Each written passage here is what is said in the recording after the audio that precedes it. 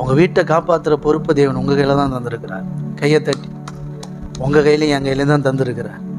நம்ம ஏசப்பாவை பற்றுகிற விசுவாசத்தில் வளர வளர விசுவாசம் எப்படி வரும்? அவரை குறித்து நீங்கள் கேட்க கேட்க வரும். ஆமென். இப்போ இன்னைக்கு ஒன்று கேட்டிருக்கிறோம். என்ன கேட்டிருக்கிறோம்? என்ன பிரச்சனை வந்தாலும் சரி, அவங்க அவ்வளோ கர்த்தருக்காக பிரச்சனையை பேஸ் பண்ணும்போதே அவ்வளோ வைராக்கியமாக ஆண்டவர் சமூகத்தில் அவர்கள் ஜெபம் பண்ணி துதித்த பொழுது கர்த்தர் அவர்களை விடுவித்தார். சிறைச்சாலை கதவுகள் உடைக்கப்பட்டது, கதவுகள் திறந்தது, கட்டுகள் அவிழ்ந்தது. கையை தட்டி இன்னைக்கு இதை கேட்டிருக்கிறோம் இல்லையா? இப்படி கேட்கும்போது விசுவாசம், ஆமென், இதை நம்ம செயல்படுத்துவோம். விசுவாசம் கேள்வினாலே வரும்.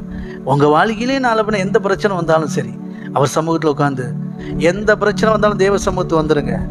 அவர் சமூகத்தில் அப்பா கிட்ட சொல்லுங்க. அவர் பார்த்துப்பார். ஆமென் ஆமென். அவரோட பேசுங்க. அவர் அந்த நேரத்தில் உங்களுக்கு அவர் பாட்டு தருவார் பாருங்க.